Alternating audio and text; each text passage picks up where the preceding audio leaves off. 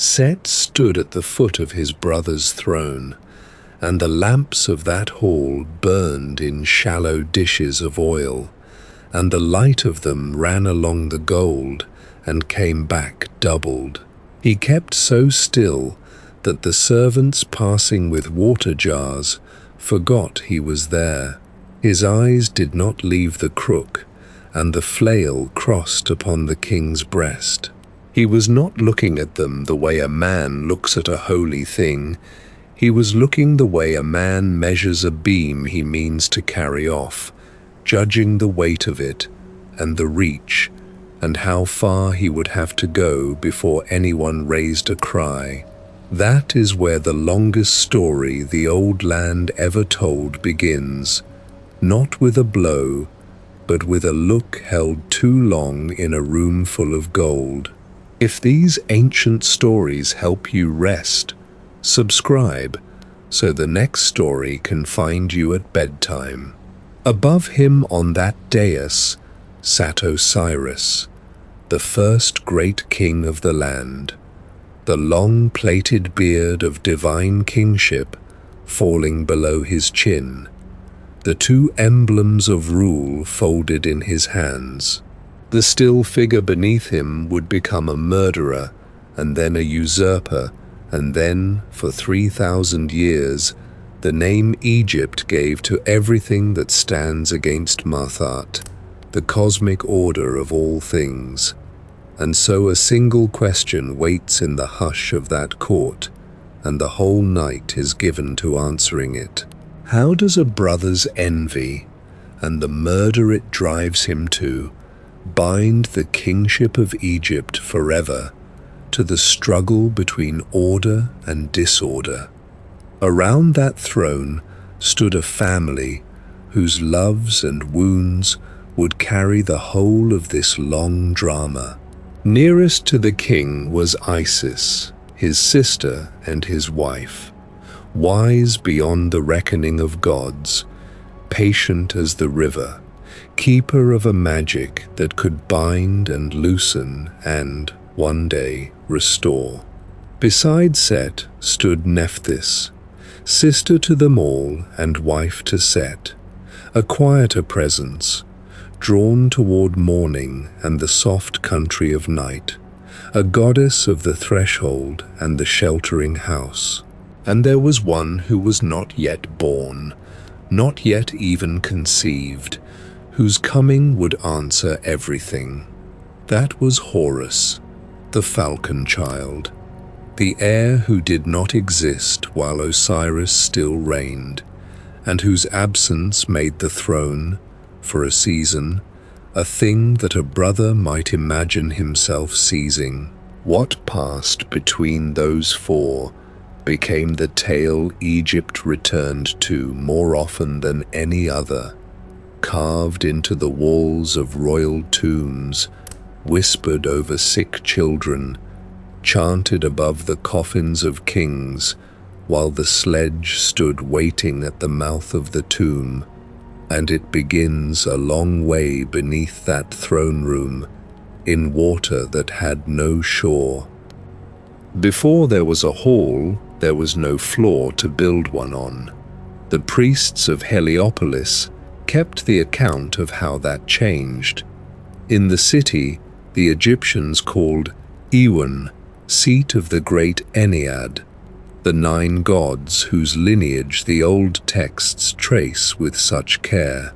In their telling, before there was earth or sky or any name for a king, there were only the dark and shoreless waters, formless, without motion, without edge, and out of those waters, alone, without mother and without father, arose the sun god Atum.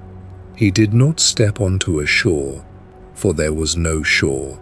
He stood upon nothing but his own coming into being, the first island of self in an ocean that did not know itself. From him alone, the first pair was begotten, Shu, the god of air, and the dry breath between things, and Tefnut, goddess of moisture, of the mist that gathers before rain, two from one. The first division of the undivided, and the first faint outline of order in the deep. This was the tradition of Heliopolis, and it is well to hold it lightly, for it was one sacred account among several, and the Egyptians did not trouble themselves to make their holy cities agree. In Memphis, the priests of Ptah told how their god, the craftsman, thought the world into being with his heart and spoke it into being with his tongue, and they held Ptah supreme above all others. Away at Hermopolis, they told of the Ogdoad, 8 primordial gods paired in the darkness, who together brought forth the first mound and the first light. Each city cherished its own beginning, and each was true within the walls that told it. The line followed here, the line that runs down to Osiris and to Set, is the Heliopolitan one, and it is followed for a plain reason. It is the reckoning the oldest writings of Egypt already assume. When the first spells were carved inside the pyramids of the 5th and 6th dynasties, it was the great Ennead of Imwan that stood named among the company of the dead king. The scholars still weigh how that company of 9 was assembled, and their weighing is not finished. But the thread is old, and it holds. From Shu and Tefnut, from air and moisture, came the next pair, and with them the world took on floor and roof. Geb was born, the earth, the broad and patient body of the land, the ground on which all feet would one day stand. And Nut was born, the sky, arching and star-flecked, bending over the earth like a great vault of deep water held above the world. Between them stretched the whole of the space in which living things would move, and every creature that has ever drawn breath has drawn it in the room those two bodies make. From the union of Geb and Nut came 4 children, and it is these 4 who will carry the drama to its end. Osiris was born, and Isis, and Set, and Nephthys. Some tellings set among them a 5th, Horus the Elder, an ancient falcon god of the primeval world, older than the child Horus who is yet to come, and always to be kept distinct from him. Osiris, in many accounts, was reckoned the eldest, the firstborn of earth and sky, and so the one to whom the first kingship most naturally fell. 4 children of the same earth and the same sky, born into the same house, bound by blood and by marriage into a single family. And the kinship is not a detail of the genealogy. It is the ache in everything that follows, and the reason the tale never loosened its grip upon the people who told it. The 2 who would tear the kingship in half had been carried in one body and set down upon one floor, and had learned their first words in the same rooms. Of these 4, it is Osiris who first took the throne. The old craftsman carved him the same way, for age upon age of stone, until the likeness was fixed past changing, so that a man who had seen him once on a chapel wall in the Delta would have known him again on a coffin lid in the far south without needing to ask. He wears the long, straight beard of a pharaoh, the mark of divine kingship. His legs are bound close in the wrappings of a mummy, so that he stands as a king who has passed through death, and yet stands, upright and whole, neither wholly of the living nor lost among the dead. He was among the very first of the gods to be shown wrapped in that way, the linen of the tomb made into a garment of majesty. Upon his head rises the Atef, the tall crown, its high white center flanked by plumes, a crown that seems to reach toward the sky. His mother Nut arches overhead. In his crossed hands he holds the crook and the flail, the shepherd's curved staff and the threshing tool of the harvest, the two signs of one who both guides his people and gathers the yield of the land. To rule, in his hands, was to tend and to reap, and the tending was not a figure of speech. The tellings remember Osiris as the king who gave his people the arts by which men ceased to wander. It was he, they said, who set them to the plough, and the sowing and the reaping, who showed them which grains would answer the black soil, who taught the pruning of the vine, and the ordering of worship, and the making of just laws between neighbors. Before him, the accounts hold, the people of the valley had lived roughly and thinly, taking what came. After him, they lived in villages beside cut fields, with a granary and a shrine and a threshing floor beaten hard by use. They gave him names that were themselves a kind of quiet. Lord of Silence they called him, for the stillness that surrounds the settled dead and the deep peace of a well-ordered realm. Kentiamentu they called him, which means foremost of the Westerners, the West being the country of the setting sun and of those who have gone before, so that even in the earliest dynasties this title was carved and kept. He who is permanently benign and youthful, they called him too, for the life in him never soured and never aged, but renewed itself as green things renew. And this was the heart of his kingship, that it was not a thing apart from the world, but the very pattern of the world in its right working. Order under him was never a decree pinned over the land from above. It was the breathing of the land itself. So his reign wore the face of every returning thing. It was in the pale green blade that pushes up through the black soil after the sowing, the sprouting grain that promises bread out of what seemed only buried and dead. It was in the great flood of the Nile, that yearly rising when the river swells and spreads and lays down its dark richness across the fields, so that the whole valley is fed by a single vast and patient tide. It was in the lights of the sky at their turning, in the heliacal rising of Orion striding up before the dawn, and in Sirius, the bright star lifting clear of the horizon to mark the turn of the year and the coming of the waters. To live under Osiris was to live inside the seasons, inside the certainty that the grain would rise, that the river would come, that the stars would climb again in their appointed hour.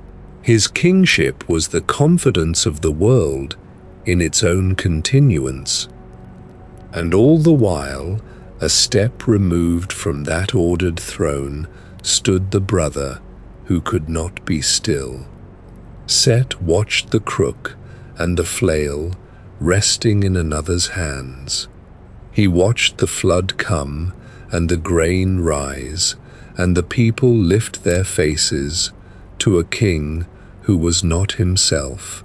He was a warlike power, seated in a court that had no use for war, a restless thing set down in a reign whose whole virtue was that nothing in it needed to change. He carried within him the opposite of all that order, the pull toward the storm, the desert, the breaking of the pattern.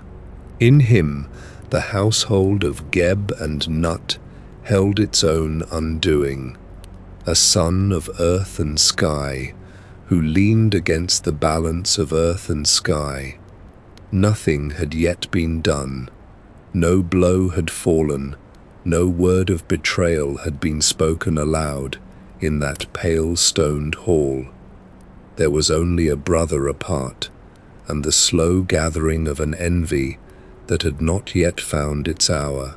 But the seasons that turned so faithfully for Osiris were teaching Set their rhythm too, and he was learning in his patience to wait for the one turning he meant to seize. Set had always been the harder of the two to name. The sources that come down to us give him a shape mostly by his deeds, and the deeds cast a long shadow backward over the god who did them. He was called a warlike power, a deity bound up with disorder, with the parched red land beyond the sown fields, with the storm that scatters what the flood has gathered. Where his brother stood for Mart, Set stood for the pull against it, and Mart carried more for the Egyptians than any single tongue can easily hold. It was order, but not the order of law and court alone. It was the deep rightness of the cosmos itself, the truth and balance by which the sun kept its road across the sky, by which the river rose and fell in its season, by which the strong were held back from devouring the weak, and the world was kept from sliding into the void it came from. A king owed it to his people, a farmer to the neighbor whose ox had strayed into his barley, a son to the father whose grave he tended. It was weighed, in the end, against the heart of every dead man. A people who thought that carefully about balance had to think just as carefully about what leans on it. Set had no long liturgy of his own. The old writings rarely dwell on him alone. They do not linger as they linger over Osiris, upon his crown and his titles, and the meaning of his hands. He comes to us chiefly through his place in the story of his brother, through what he breaks rather than through what he builds, so that his own inner weather must be read backward, from the storm it became.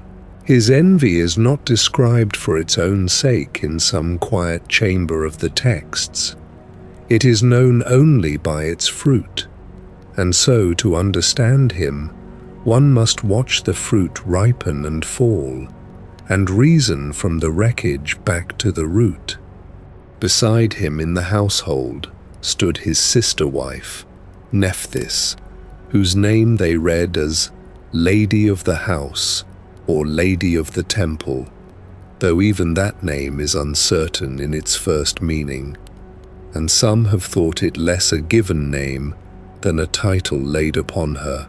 She was a goddess of the threshold hours, of morning and of the night, of the dark that gathers at the edge of the lamplight. She was tied to the dead and to their care, to protection and to magic, to the long work of embalming and to the keeping of health. She belonged to the temple's service, and in some tellings, to childbirth, and even to the brewing of beer. Yet it would be wrong to make her only soft. The spells that call on her call on a power that can turn hard as flint, a fierce guardian who drives back whatever creeps toward a body laid out in the dark, and the dead were glad to have her fury standing over them. Her house held its own uncertainties. In some tellings, Anubis, The jackal who watches the embalming table is her son, and the accounts do not agree upon his father, some naming Osiris and some naming Set. She was married to the storm and given the work that comes after storms, the tending of what has been knocked flat, the washing and the straightening and the covering over, that the disorder of the one and the mourning of the other should be married in the same house is one of the deep, strange symmetries of this family of gods, and it will matter greatly before the story is done. For a long age, nothing changed. The grain rose and the flood came, and Set held his peace, biding as the desert bides beyond the green edge of the fields. But envy is patient only until it is not, and the hour he had been waiting for arrived at last, as such hours do, wearing the face of an ordinary day. What Set did, the tradition holds without flinching, was to kill his brother. In that same hall of pale stone where he had kept so long to the shadow at the foot of the throne, he rose against Osiris, the benign king, and struck him down, and the life that had never soured and never aged was stopped. That alone would have been a wound to the world. But Set did not leave the matter there. He took the body of the king and cut it into many pieces, and he scattered those pieces across the length of Egypt, casting them wide, so that what had been one whole and upright god was broken into fragments strewn from the marshes of the north to the far south.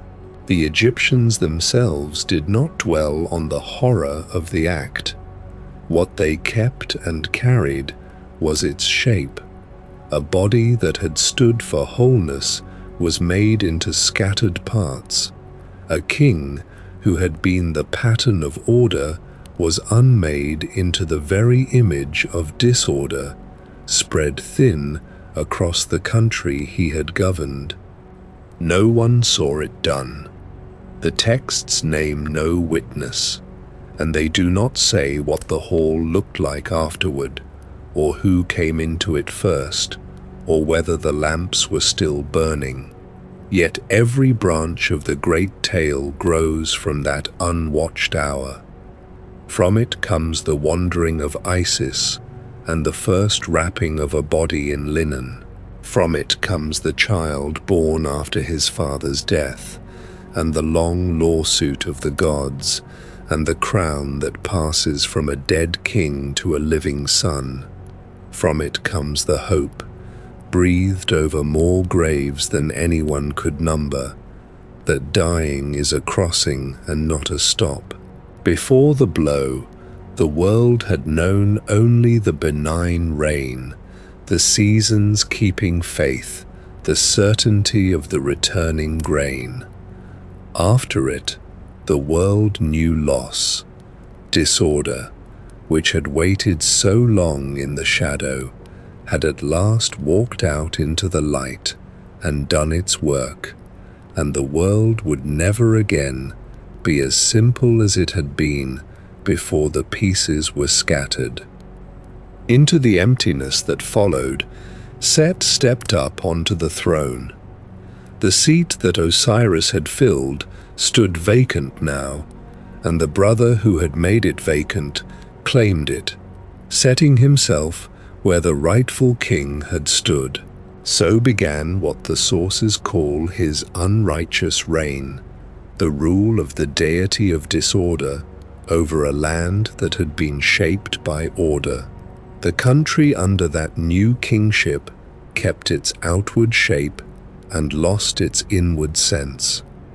The crook and the flail, made for tending and for harvest, had passed into hands that had never learned tending. Mart had drawn back like a tide going out, leaving the fields uncertain of the flood and the people uncertain of their king. There is no need to imagine the reign of Set as a season of loud terror. The old texts do not paint it so. It was rather a wrongness settled quietly over everything, a kingdom governed by the very force that unmakes kingdoms, holding together only because nothing had yet risen to answer it. A wrong had been done at the root of the world, and the world went on turning above that wrong, waiting. It did not shout. It was the held breath of a land that knows its king is not its true king, and does not yet know who will come to make the crooked straight again. The waiting itself became a kind of weather over Egypt, patient and grey, the pause before an answer. The answer, when it began, did not begin with armies.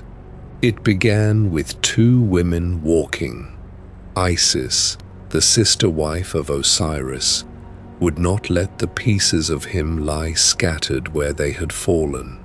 With her sister Nephthys beside her, she set out to search the whole of Egypt for the fragments of the broken king, to gather what disorder had strewn, and to make it one again.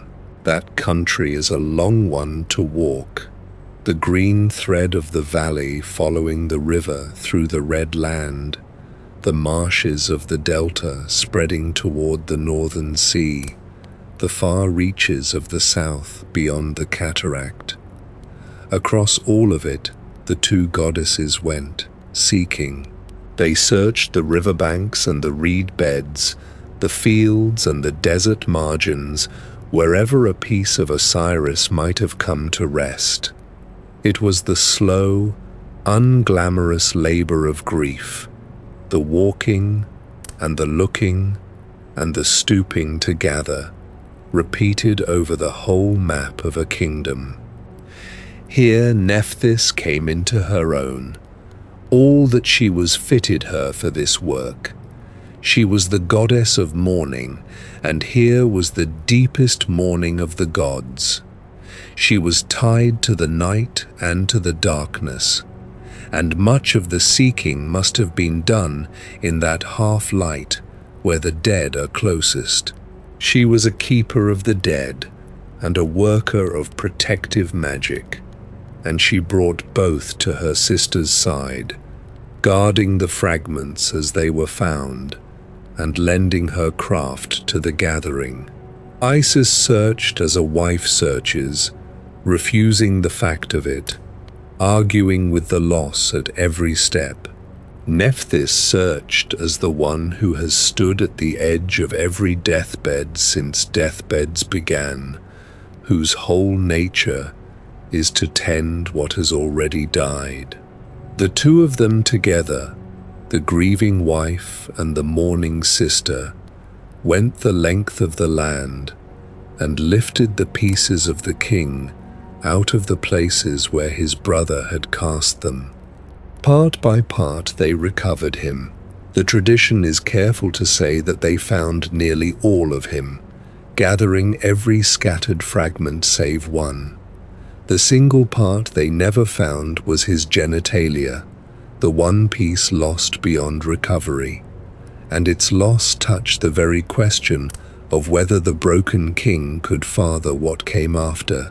In the later tellings, that piece had gone into the river and been swallowed by fishes, and the priests of certain towns would not eat those fishes ever after, so that a rule about what might be set on a supper board in a mud brick house was, without anyone needing to say so, the memory of a wound in the body of a god.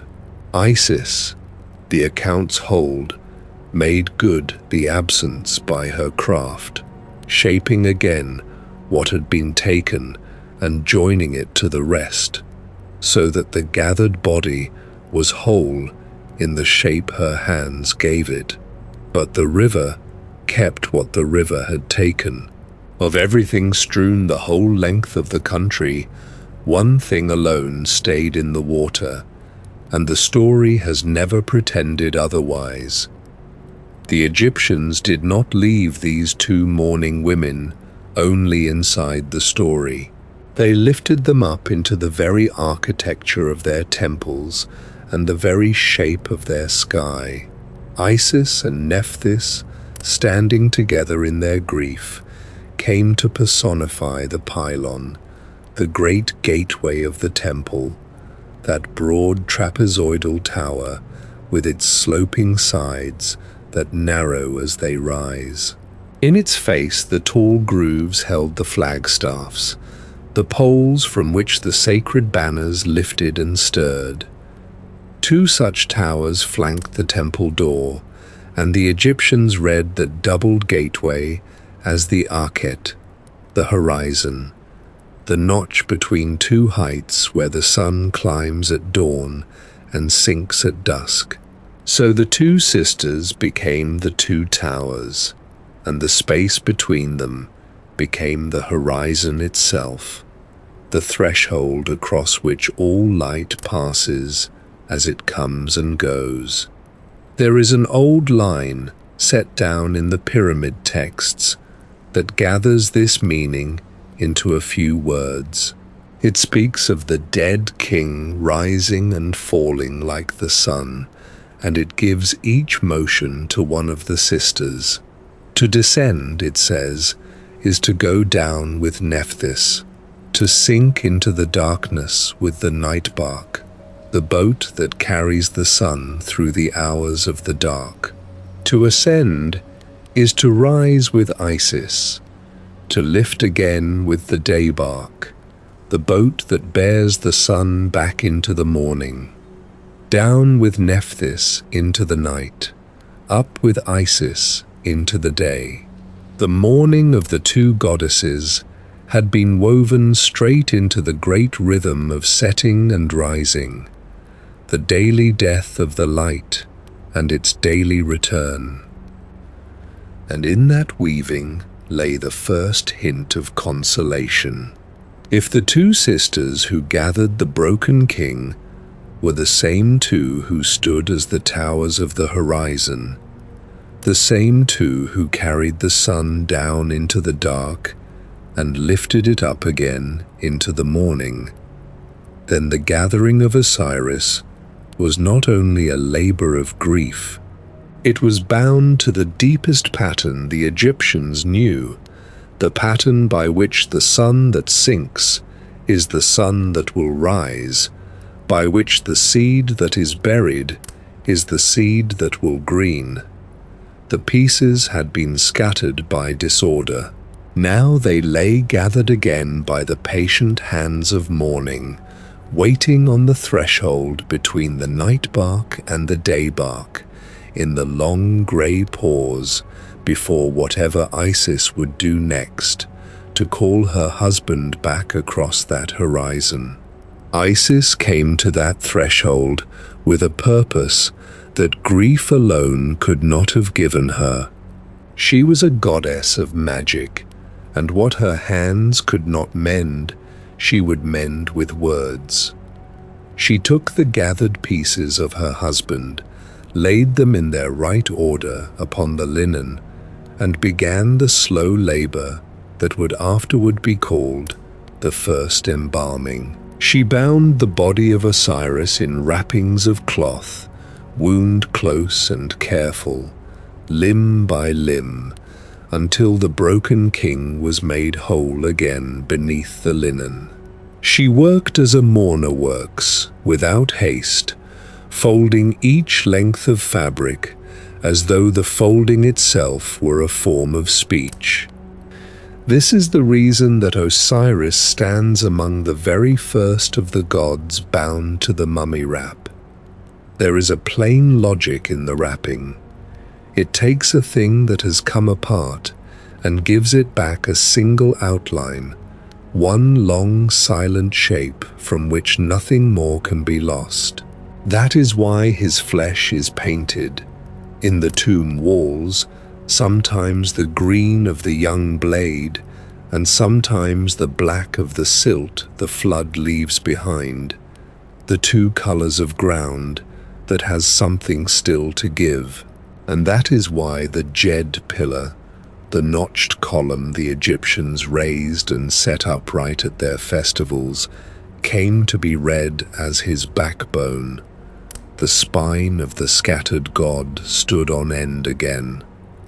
To raise the Geb was to say, with cedar and rope and the pulling of many hands, that what had been laid flat could be lifted.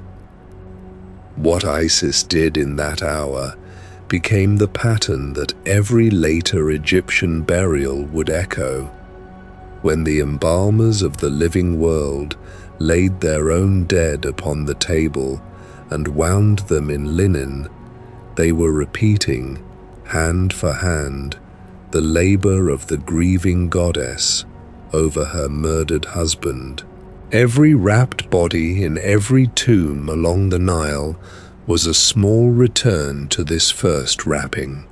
The rite did not begin as a rite. It began as an act of love performed over a corpse, and only afterward did it harden into the sacred custom of a whole people. So the very shape of Egyptian death, the swaddling of the dead in cloth against decay, traces back through the long generations to the linen that Isis wound. And through her magic, the wrapped body did not stay only a body.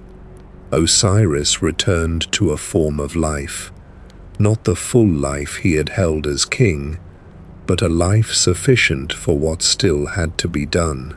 The breath moved in him again, faint and borrowed, held in place by the power of Isis and the binding of the linen. It was enough. It was never meant to last, only to endure long enough for one thing more, to pass between the wife and her restored husband before he went down at last to become the ruler of the dead. For out of that borrowed span of life came a conceiving. Though the one part of Osiris was never recovered, Isis, by her magic, overcame even that absence, and upon the restored body she conceived a son. He was gotten after his father had already died, a child whose making came out of death rather than out of ordinary life. The Egyptians named him Horus, and to keep him apart from an older falcon god of the same name, one who had wheeled through the sky long before this birth, they called him Horus the Younger. He was the son of Osiris and Isis, the child of the murdered king and the faithful queen. Until that hour, the tale had been one loss laid upon another, each stroke taking away and nothing given back. From that hour, there was a claimant in the world, and a claim that would not be surrendered, and a heartbeat the usurper on the throne knew nothing about. The Egyptologist J. Gwyn Griffiths, looking across the long web of these relations, drew from them a strong sense of family loyalty and devotion. In the bond of Osiris and Isis and their son Horus, he saw not only gods contending over a throne, but a family holding to one another across the border of death itself. The wife who would not let her husband stay scattered, the son conceived to carry his father's name, the father who lived on in the son as much as in his own dim kingdom below. These are ties of blood and faithfulness before they are anything else. The myth of Set and his brother is, in this reading, a story about what devotion does in the face of murder. Names, though, shift under the hand as one turns from telling to telling. In some accounts, the mother of Horus is Isis, the sister wife of Osiris, as the Heliopolitan line has her. In others, his mother is named as Hathor, the cow-eyed goddess of love and music, who is elsewhere called his wife instead. And Horus himself is not one bird but a whole sky of them, Horus of Nekhen, who guarded a southern town, Horus the elder of the primeval world, Horus who joins the two lands, Horus the child, sitting on his mother's knee with a finger at his lip, each with his own shrine and his own priests, all gathered by long custom under a single falcon name and treated by scholars now as distinct gods grown together. This is not a flaw to be smoothed away. It is the honest shape of a belief old enough to have changed while it was still being held, as a river changes its channel and remains the river. Whatever hand shaped his making, the child came into a world that was not safe for him. Set still held the throne that had been Osiris's. Set still reigned over Egypt in his unrighteous kingship, and a living son of the murdered king was, to such a ruler, a danger that walked and breathed. So the infant Horus began his life in hiding. Isis, who had gathered the pieces of her husband, now bent the same fierce care upon her son, concealing him from the reach of his uncle, keeping him from the eyes and the hands that would gladly have ended the line before it could grow. The place the tradition remembers for this hiding is the marsh, the wide reed thickets of the delta, where the papyrus grows tall and the water lies still between the stalks. There, screened by green, the mother tended the vulnerable child through the dangers of his infancy, guarding him against the creeping things of the marsh and against the searching malice of Set. Some tellings set Nephthys there beside her, the mourner-turned-nurse, keeping watch over the boy at the hours when her sister had to leave him to beg food from the marsh villages. He was a rightful heir, and he was helpless, and for a long season those two truths held together in him at once. The throne was his by blood, and he could not yet lift his head to claim it. He could only grow, quietly, in the reeds, while far off the usurper sat in the seat that belonged to the hidden boy. And though he lay small and concealed, his nature was the nature of the falcon. The very name Horus means falcon, and it carries within it the further senses of the distant one and of the one who is above, over all. He was the high bird given a child's soft form, the far-seeing hunter of the open sky folded for a while into the body of an infant in the reeds.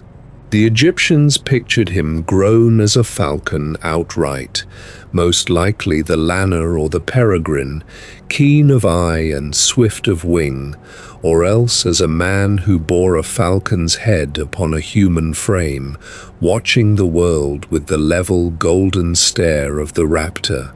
That was the creature waiting inside the hidden child, the sky's own hunter biding in the marsh until his wings were ready.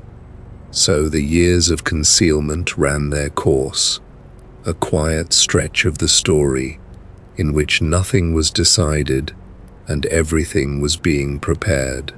Disorder held the visible world, Set kept the crown, and the land lay under the reign of the one who had broken its true king.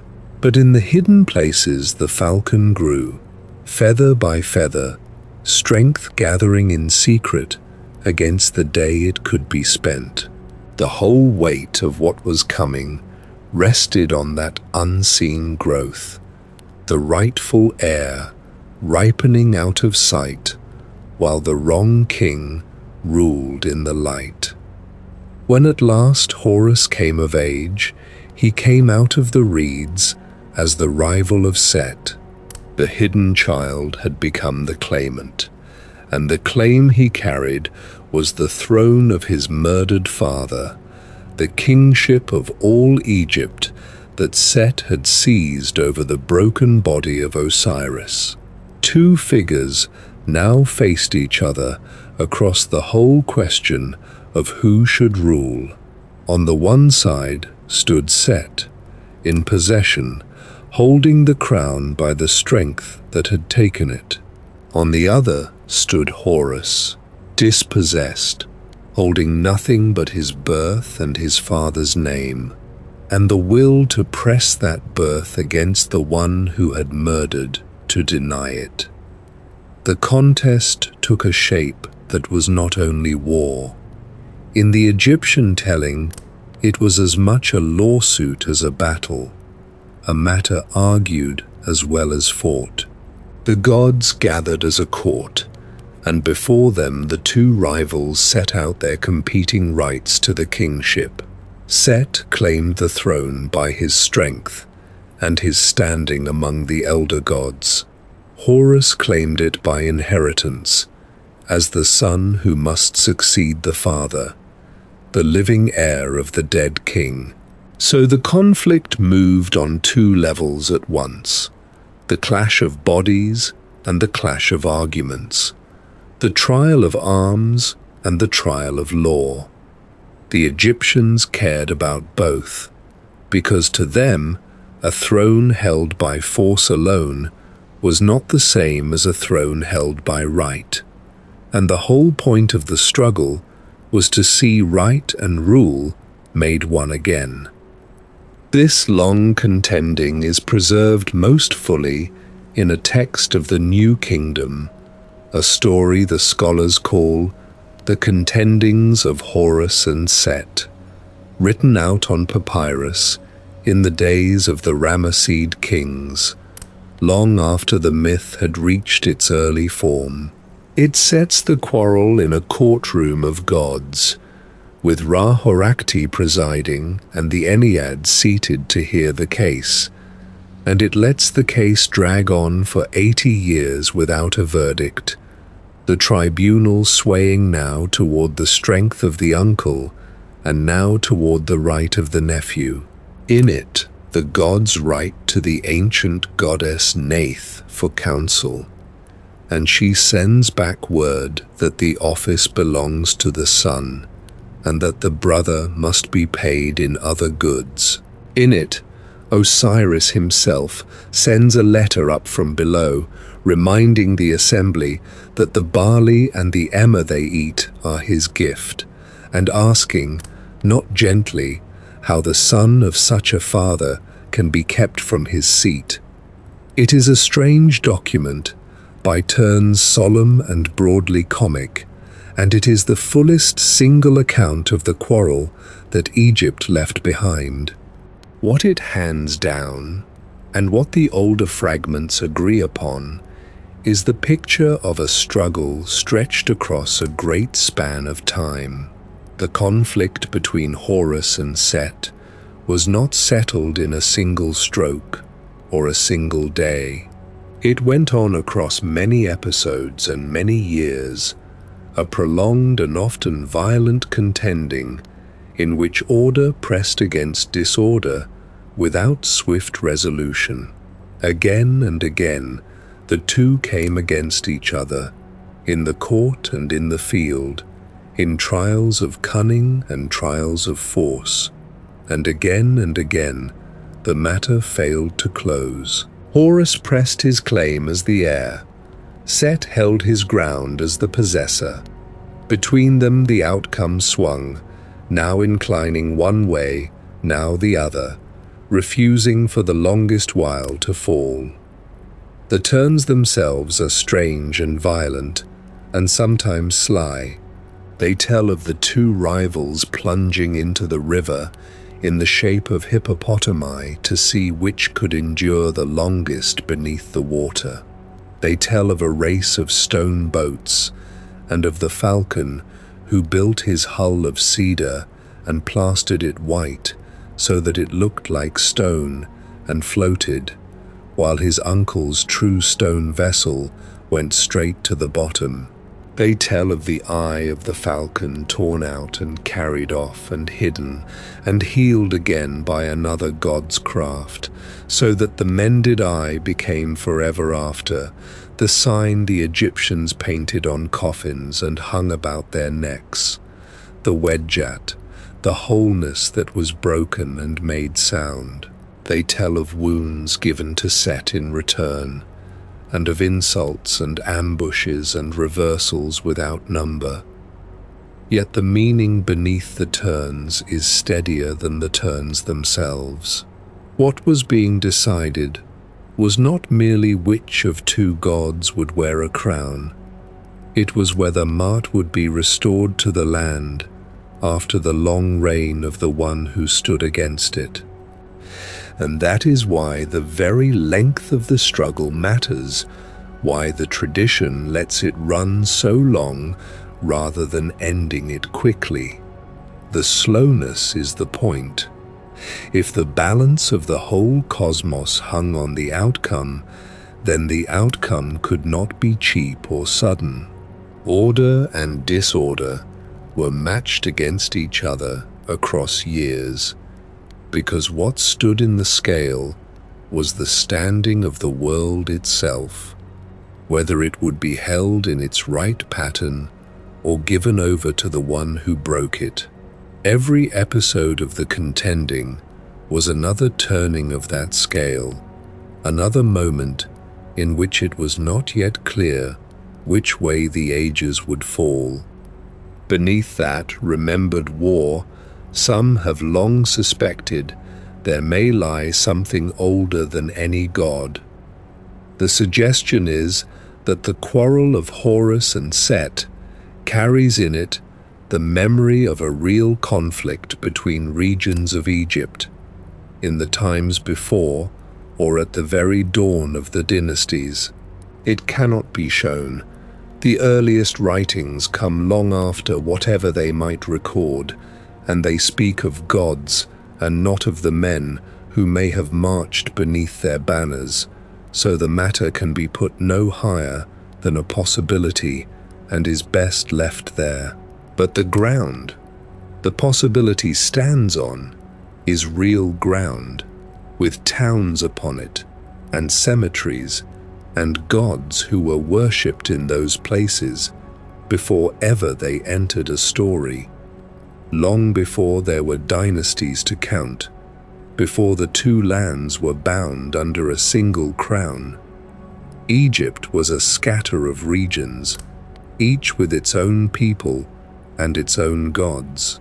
In the south, in Upper Egypt, there stood a town the Egyptians called Nekhen, and there the falcon was worshipped as the tutelary god of the place, the guardian spirit who watched over its people and its fortunes. This was Horus in his earliest recorded form, not yet the avenging son of a murdered king, but a local power seated above one town, a falcon lifted over the rooftops and the river. Under the floor of its temple, the diggers found a hoard of the town's oldest treasures, buried by priests who could not bring themselves to throw such things away. Carved slate pallets and heavy mace heads of the first kings, and on the greatest of the pallets, a falcon holds a rope drawn through the head of a captive land. Nearby, cut into the desert, lay a tomb with painted walls, boats, and hunters, and a man striking down his enemies, made when writing itself was barely begun. From so small a beginning, the great figure grew. Those who have studied that ground point to a curious fact of geography. Set too had his ancient home in the south, at the town the Egyptians called Nupt, the Gold Town, hard by the great cemeteries of Nakada. where he was honored as a local lord long before he became the villain of any myth. It sat at the mouth of the desert roads that ran east toward the hills where the gold is, and its dead were buried with more than their neighbors could show, so that the name and the wealth agree with one another. Not far off along the river lay Necken, the seat of the falcon. Two southern towns, two rival powers, each with its own god, lifted above its rooftops and its dead, and each in reach of the other by a morning on the water. Some have wondered whether the remembered war of Horus and Set gathered into itself a contest between such centers, a struggle of place against place and cult against cult, in the dim generations when the valley was still learning to become one land. What can be said without straining the evidence is that Egypt never afterwards stopped remembering itself as two. Long after the crown was single, the king wore two crowns, the tall white cone of the south and the red crown of the north with its curling wire, and set the one inside the other to make the double crown that meant the whole. He was titled He of the Sedge and the Bee, the plant of the valley and the creature of the marsh. There were two treasuries and two granaries, two sets of officers, two names for the same king, written twice over. Every royal formula called the country the Two Lands, as though the joining was still fresh enough to need saying aloud. A kingdom that binds itself so carefully is a kingdom that knows what it was before the binding. And the myth of a kingship broken and made whole grew in a land that had been many lands, and kept that doubleness in its bones long after the last man who could remember the joining had gone down into the sand.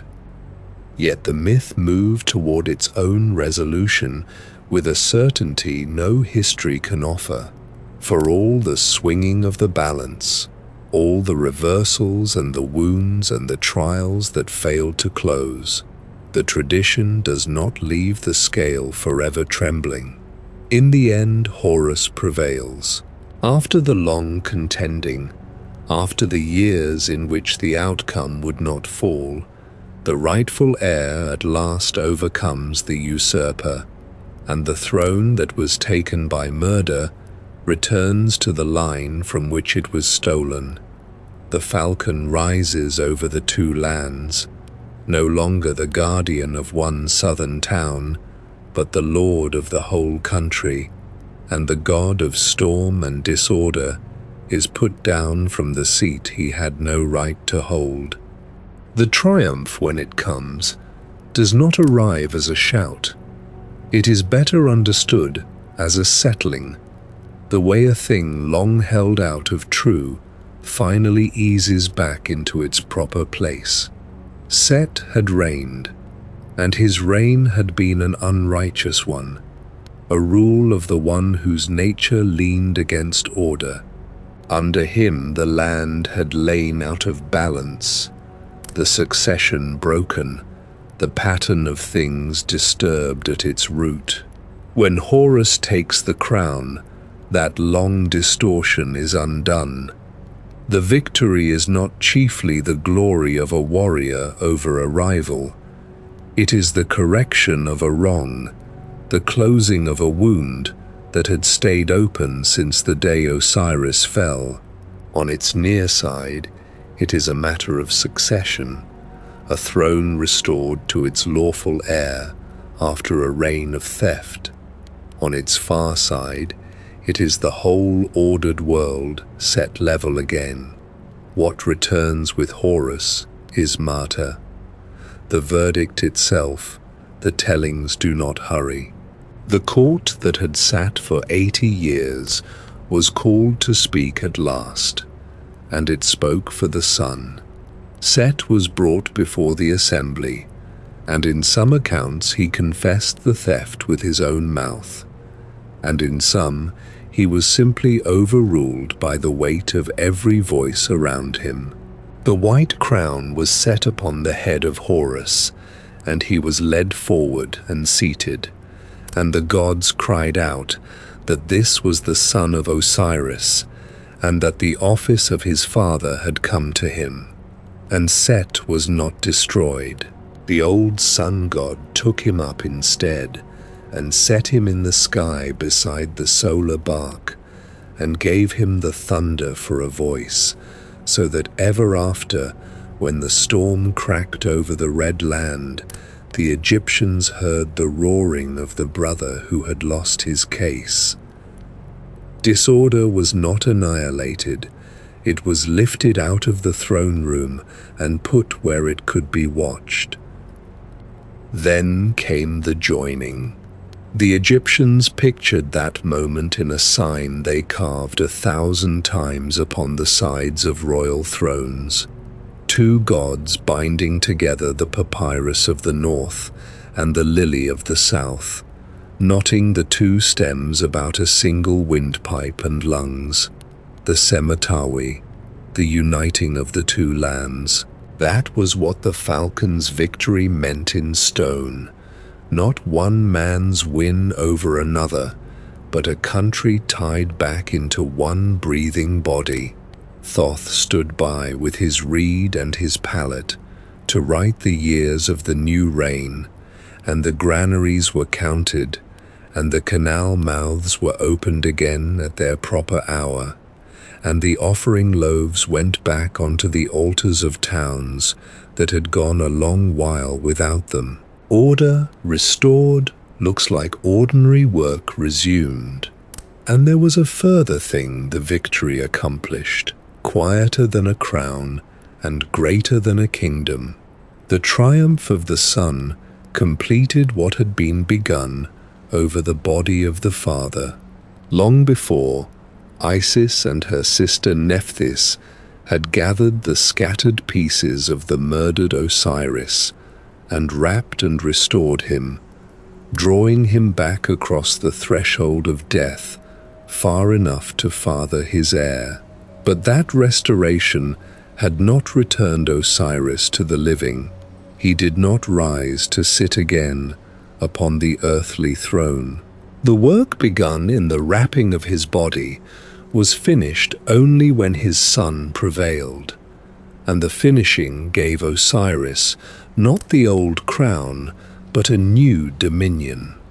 For the murdered king did not come back to rule the land of the living. He passed instead into rule over the dead.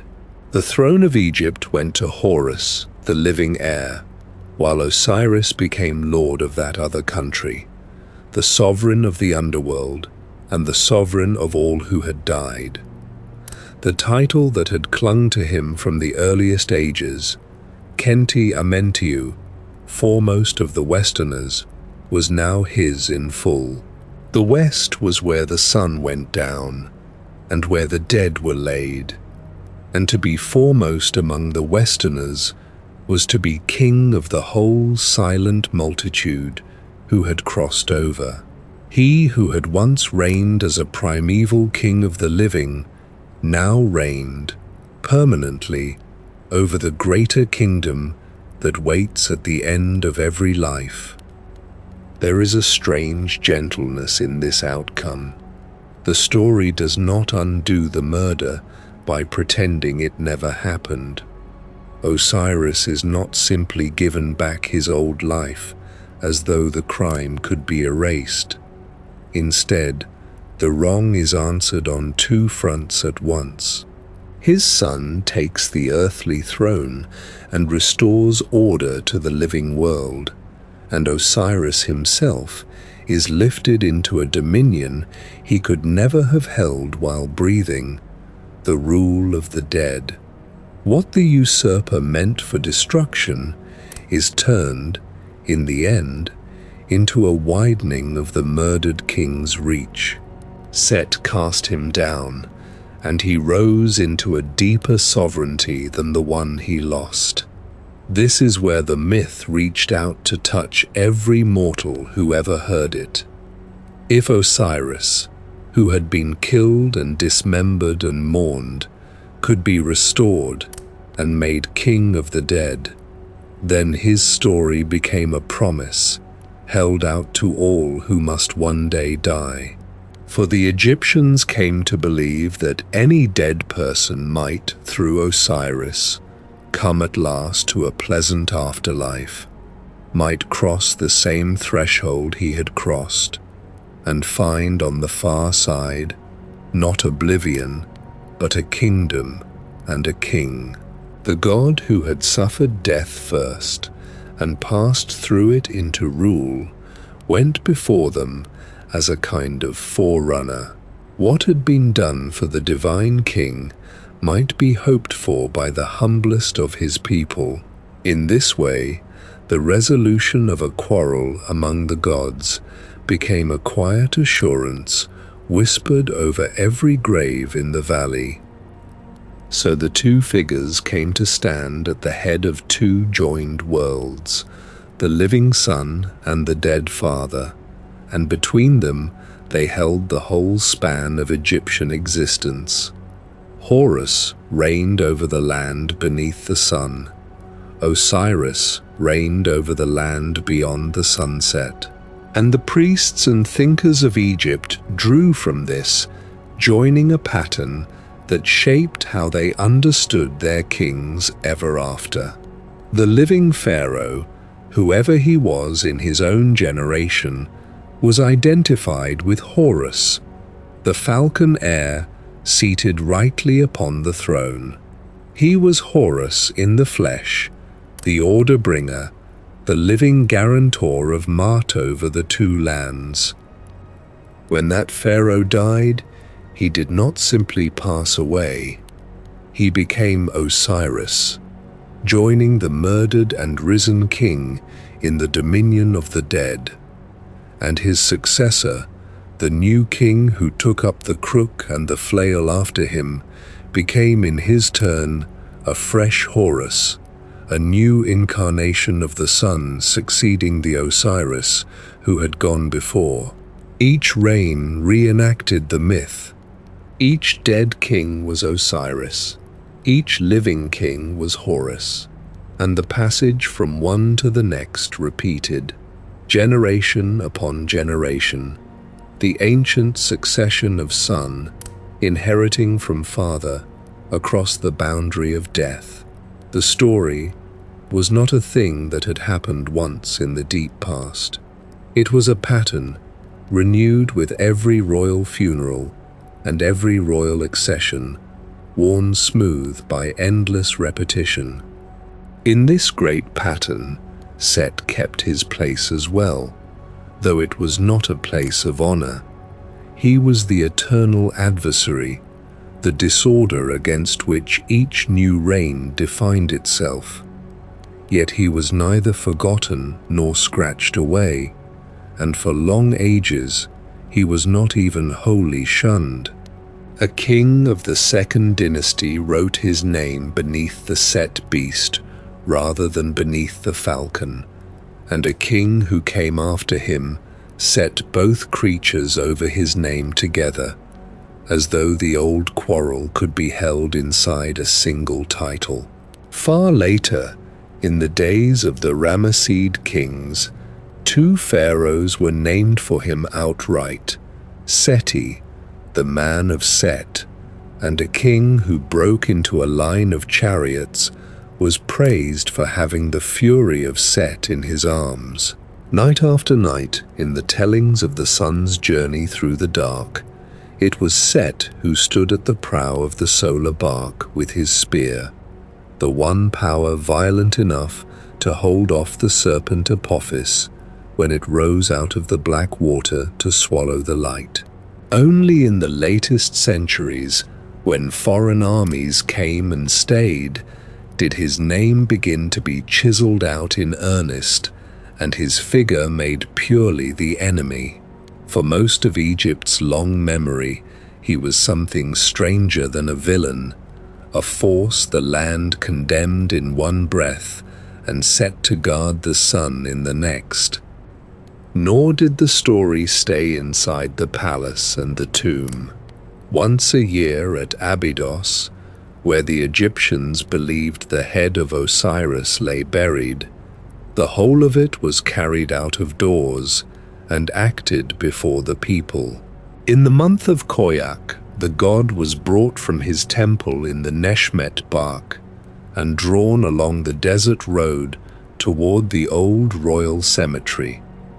And on the way, his enemies fell upon the procession and were driven off with shouting, and the god was mourned and washed and brought home again in triumph, while the crowd wept and then cheered. In the same season, the priests packed a hollow wooden figure with barley and silt and river water and laid it away in the dark. And when the grain sprouted from the shape of the god, they carried it out and showed it green. Ordinary people who could never read a spell stood along that road with dust on their feet and watched the murder answered in front of them, once a year for 2,000 years. It is a wonder, then, that such a story has come down to us in the state it has, for no single Egyptian source ever set the whole of it down in order from beginning to end. The myth survives instead in scattered portions, gathered from many kinds of writing that were never meant to tell it plainly. Its oldest fragments lie in the pyramid texts, the sacred utterances carved into the walls of royal tombs in the 5th and 6th dynasties, around 4 and 20 centuries and more before the Common Era. Those texts already speak of the pharaoh in the characters of both Horus and Osiris, and already name the great Ennead among their company. By that age, the myth had reached its basic form. In or before the 24th century before the Common Era, its essential shape was already old. But the pyramid texts do not narrate. They invoke, they command, they pray, letting fall pieces of a story their hearers already knew. And so it is with the other early witnesses. The tale must be pieced together from funerary spells written to guard the dead, from the coffin texts painted inside the boxes of noblemen, from the chapters of the Book of Coming Forth by Day. It must be read out of charms that have nothing to do with kingship at all, spells recited over a child stung by a scorpion, which call down healing by reminding the listening powers how Isis once healed her own son in the marsh.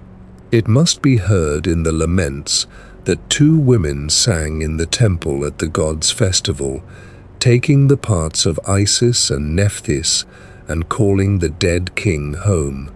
Each of these reached for the myth to serve its own end, and each bent it a little toward that end. What survives is less a single book than a great mosaic, its pieces gathered from far-flung places and set loosely side by side. Later ages added their own witnesses to the pile. There is the Shabaka stone, a slab of black granite set up by a king of the 25th dynasty, some 7 centuries before the Common Era, which claims to copy a worm-eaten document of far greater age, and which preserves the old theology of Memphis. In it, Geb himself judges between the rivals, dividing the land between them at first, and then thinking better of it, and awarding the whole to Horus. There is the long Ramesseid telling of the contendings already spoken of, and later still, long after the age of the pharaohs had begun to close, came the Greek and Roman writers who took an interest in the wisdom of Egypt. Chief among them was Plutarch, whose treatise on Isis and Osiris gathered the myth into a connected account, and beside him Diodorus Siculus, who set down what he had learned of the old gods of the Nile.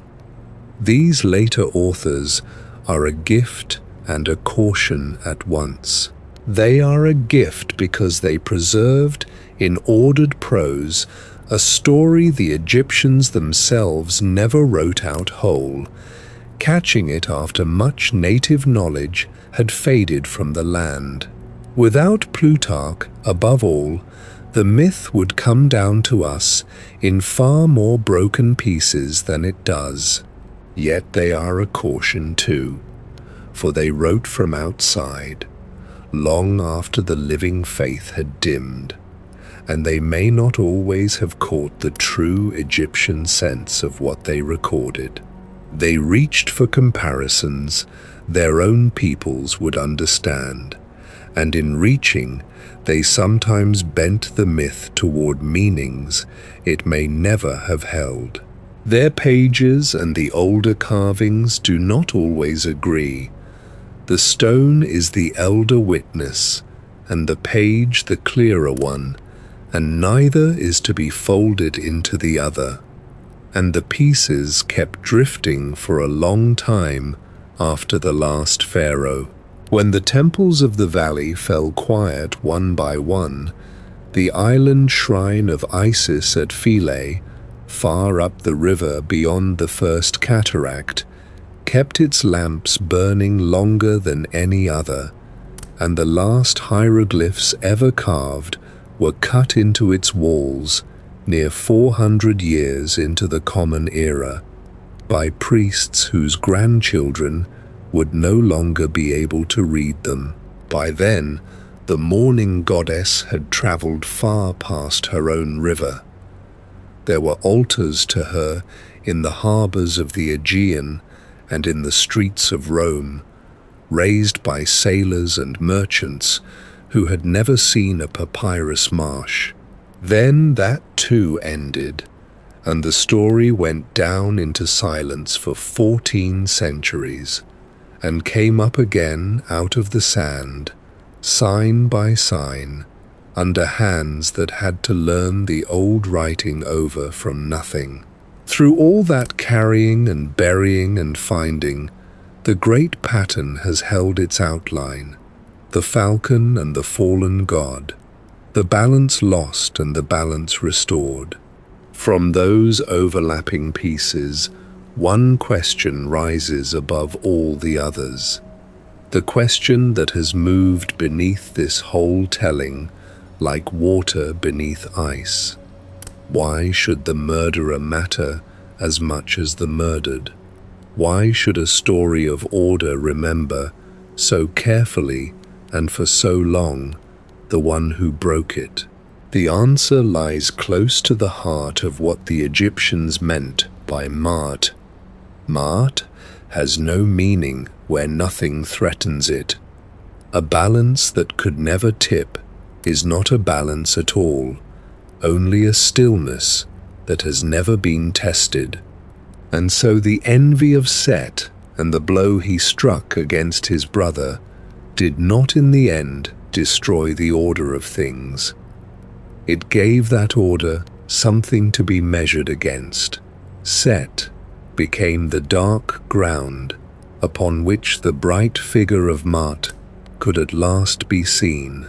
Without his deed, there is no loss to mourn, no scattered body to gather, no throne to win back, no falcon heir to raise against the usurper.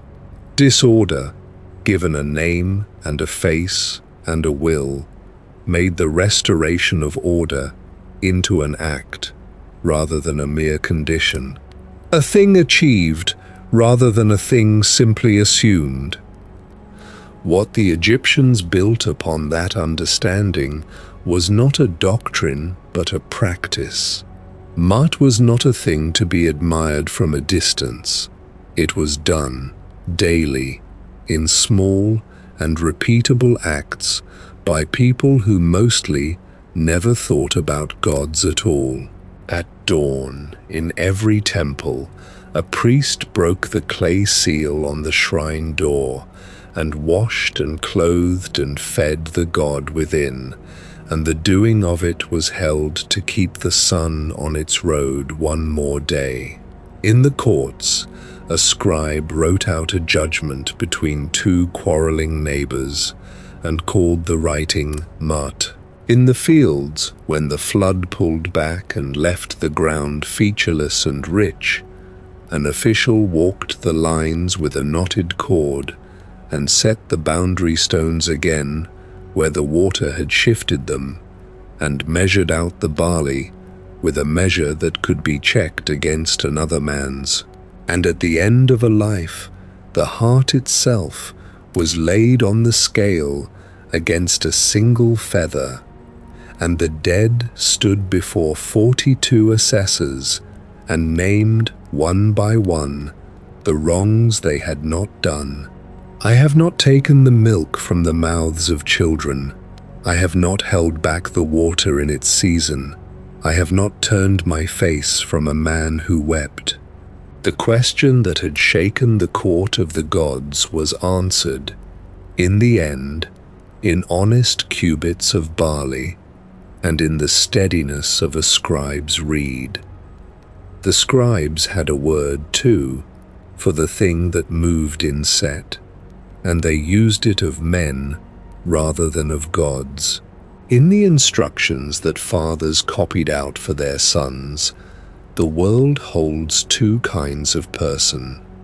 There is the heated man, the one who flares, who answers before he has finished hearing, whose temper runs through a household the way fire runs through a storehouse of chaff.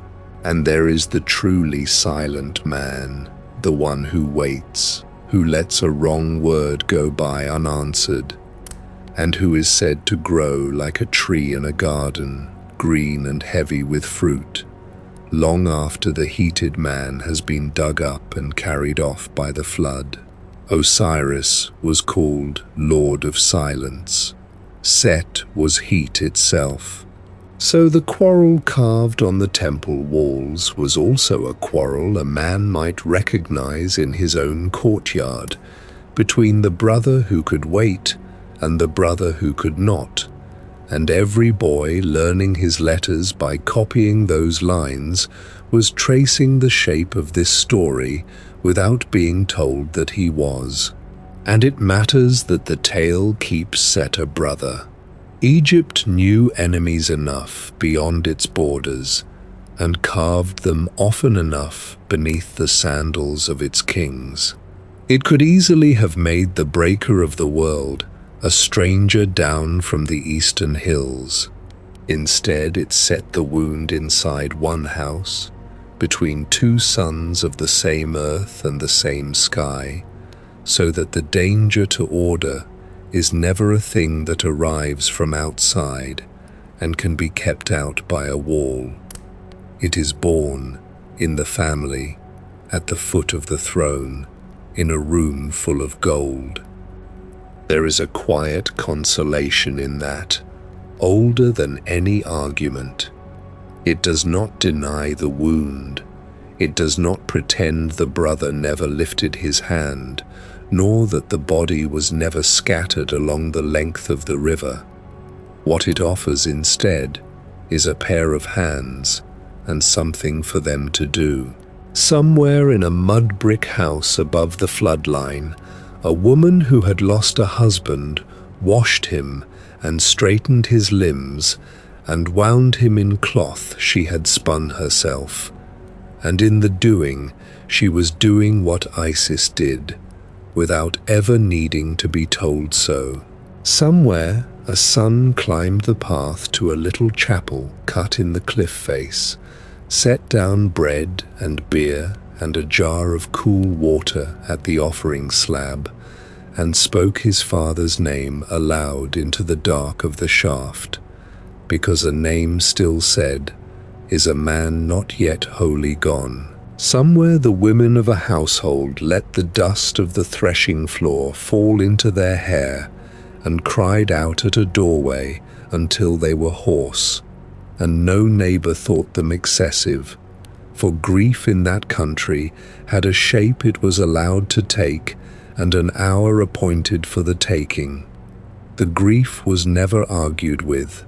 It was given work and hands, and a month in the calendar, year after year, long past the time when anyone could still read the words cut into the wall. In the end, the story of Set is the story of how a people looked steadily at the worst that could befall a house, the murder of a brother by a brother, and found within that very horror the shape of their deepest hope. Let the figures who carried that shape be gathered now, and named again as embers are banked down at the close of the day, so that their warmth may last the night. At the source stood Atum, who rose alone out of the shoreless water, with no ground beneath him but his own becoming. From him came Shu and Tefnut, the dry air and the gathering mist, and from that pair came Geb and Nut, the earth lying long and the sky bent over it, and between their two bodies was made all the room there is. Of that embrace were born the four in whom the whole tale lives. Osiris first, the primeval king, whose carved likeness is by now as familiar as a face across a table. He is the still one at the far end of the painted wall, seated in a shrine drawn narrow as a doorway, beyond the scales and the feather, and in tomb after tomb along the river the dead are shown walking toward him with their hands open. Lord of silence, foremost of the Westerners, he fell, and in falling was given the wider country, and the West stopped being a wall. Beside him the two sisters, who can be known in the carvings before a word of them is read. Isis wears her own name upon her head, the throne itself, the seat drawn as a stepped chair, for she is the seat that makes a king by his sitting in it.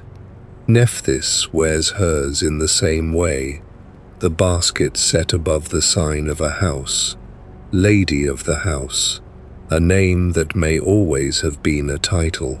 On the great coffins they kneel at either end, with their wings spread along the wood, one at the head and one at the feet, and their hands are laid flat against the grain. They are the last two figures an Egyptian expected to see. Then Horus, whose name is the falcon, and who holds within it the distant one and the one above and over all. He is easiest to find in the writing of kings, above the panelled front of a palace, drawn in miniature, on the name of pharaoh after pharaoh, from the first dynasty onward. A falcon stands with folded wings and looks out along the whole line of reigns that came after. The child hidden among the papyrus became the sign that meant king, and the eye that was torn from him and mended hung afterward at 10,000 throats, painted on coffin lids, slipped between the linen wrappings of the dead, and Set, whose creature no one has ever named. The Egyptians drew him as a beast that walks nowhere on earth, a long down-curved snout, two squared ears standing straight up, a stiff forked tail lifted behind, the whole animal assembled out of nothing that lives beside the river. Those who study such things have set the drawing against the wild ass and the aardvark, the jackal, the pig, the desert fox, and no living creature will fit it. It is a fitting shape for what he was, a thing made outside the order of created kinds. He was not annihilated at the end, but lifted into the sky beside the solar bark, and when the storm walks over the red land, the old voice is still audible. Behind them all stood the cities that told them, Ua, which later ages called Heliopolis, where one upright stone caught the first light in an open court, the Ben, the first mound made small enough to walk around, and the 9 gods were counted out in order. Memphis behind its white walls, where the craftsman god stood wrapped in his shrine, and the world was thought before it was spoken, and spoken before it was made. Hermopolis of the 8, 4 gods with the heads of frogs, and 4 goddesses with the heads of serpents, paired in the black water, waiting for the mound to rise. In each of them, the same sky was being explained in a different tongue, and the land carried all 3 explanations without unease. These are the names to carry down into sleep, warm and settled now, their edges left honestly uncertain where the sources themselves fall silent. Let them rest where the ages have laid them, in the carved walls and the whispered spells, and the treatises of those who came long after. Now let the last of it be set gently aside. Imagine the realm of Set's disorder far behind you, its restless war no longer pressing on your thoughts. In your mind, reach back and close an invisible door to the realm, feeling it move on silent hinges, sealing the old contending in calm and order. Then see a single candle, its flame steady in the darkness. With a slow, gentle breath, blow that candle out and let the last curl of light fade into the night. Rest well, sleep deeply, and let the ancient stories carry you into the night.